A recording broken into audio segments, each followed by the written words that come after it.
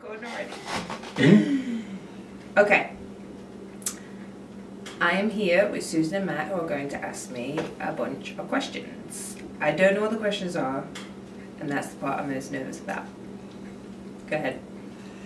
What is it like teaching kids about horses? Good one. Well, anybody that spends any time with me knows that I steer the conversation towards horses whenever I can, because horses are really, a big part of my life. And so every summer I get this opportunity to share that with teenagers here at Longacre. So it's really the pinnacle of my year. When I'm traipsing around in the snow with frozen water troughs, what I'm thinking about is why it's all worth it. And it's all worth it because I get to share my beautiful animals with these teenagers who come here. Some know a lot, some don't know a lot, but all of them are excited and interested, and I don't know, it's pretty exciting. And it's really, I'm trying to think of a really good word for like the highlight or what I live for without being dramatic. What do you like so much about horses? The first thing that comes to mind when I think of that question is when I was a little girl and I first got to go to the barn. I think my mom and my Jeff bought me a riding lesson, and I was 8 years old, and there was just this awe that I felt when I got up on this animal, and I still feel that every single time I ride, whether it be one of our old guys who I've ridden 100 times, or whether it be one of the young guys that's still fresh and green and learning the ropes.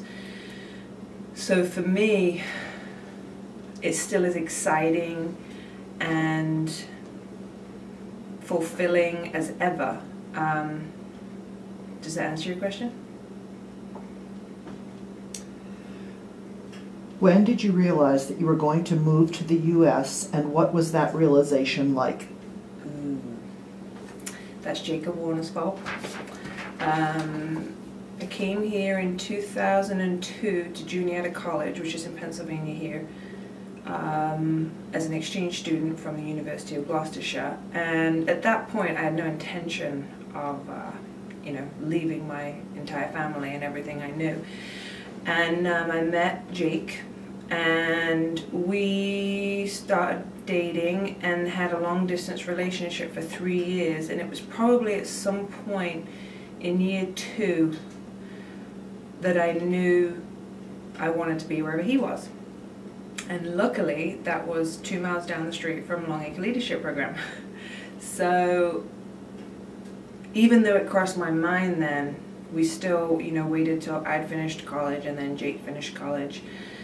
And kind of, we were in Guatemala, volunteering at a school for a summer and learning Spanish and teaching English. And we kind of said, where do we want to be? And we actually started looking at Oregon, and we got books on Montana, and we're thinking about all these cool places. And we came back here to Perry County and got married and kind of looked around, and everything that we wanted was right here. So that's what we did, we stayed. How hard is it to be a continent away from your family?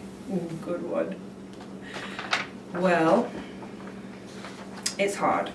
It's not easy at all, especially because my older sister Rachel and I are extremely close. Not as teenagers though, we fought like cat and dog, but and she has a beautiful 4.5-year-old daughter called Ruby, who's my only niece, and so it's hard because of that. That I miss her and I don't get to see the everyday changes that happens with little kids.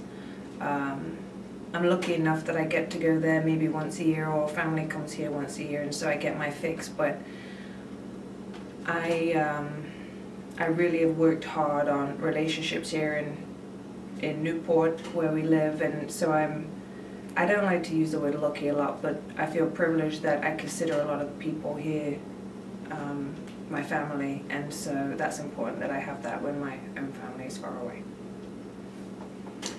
How is it being business partners with a mother and a son? Oh, you stinkers.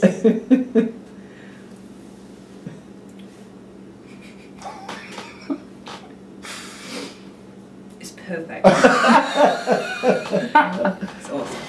You know, in a way, I mean, obviously, any partnership, whether it be a marriage or siblings or a business partner, it has its ups and downs.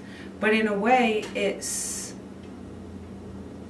more solid because we're not going anywhere. We're not going to be pulled apart by circumstances because you guys are so tight, and I'm in my own relationship with you, Susan, who since 2006, which was my first summer here, before Matt was around, really. So I had 2 years of Susan before Matt showed up, and Matt and I are like brother and sister, were born in the same year, and we have our own tightness, and so I think those two pieces of it make it doable when we have tough times. That was very diplomatic. Thank you. What national conversations are you following right now? Actually, I watched the BBC, and there is some very scary stuff going on in the Ukraine right now. And, not that I want to overdo it,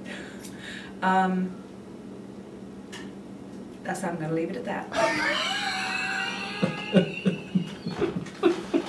That was not my question. I am sure it was not. It was my question. What are the challenges of taking care of this large property? Well, you know, there are so many small challenges and large challenges. You know, how do you maintain 60 acres of pasture, and how do you maintain miles of fence line, and but I got an opportunity put on my lap to care for one of the most beautiful parts of the world that I've been to, and I've traveled quite a bit. So challenges come, but it's just so fun and so cool and just so fulfilling, and I get to build stuff with teenagers and construct stuff with staff and dream about what's next and what else this property can provide in food and habitat. And so yeah, there's challenges, but maybe I won't complain about them as much. Why do you have so many horses? I wish I could redo my questions to Matt. Oh, such a good question. Do you want me to really answer? Honestly? I can't say no. It's really hard to say no. When I see a horse in need, it's really hard to say no. And I have said no multiple times, even though Matt doesn't believe me. I have said no. But what happens what has happened to me is that a lot of people know that I care for horses, and I know about horses, and I'll rescue horses, and so they just keep coming from different places. And so I'm at my max right now, and I've learned that this winter. But it's really because I just have this thing I want to give, and it fills me up. It fills this, if there's a hole in me somewhere, it fills up the hole. What do you mean by rescue? In this area of Pennsylvania, there are a lot of horses that are not taken care of well enough. And so when I say a rescue horse, I don't mean a horse that somebody doesn't really want. I mean a horse that has been abused or neglected to the point of near-death starvation, or has a skin infection over 70% of their back, or is untouchable, or had a halter grown into its face because no one took it off when it was a foal. That's what I mean by rescue. And how many horses do you have? We have 19. 8 big ones belong to us here at Longacre, and 2 of the little ones, and the rest belong to the Humane Society of Harrisburg that I care for while they they're in transition.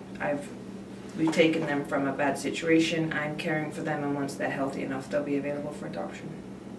And then they'll leave. What is your favorite part of the summer?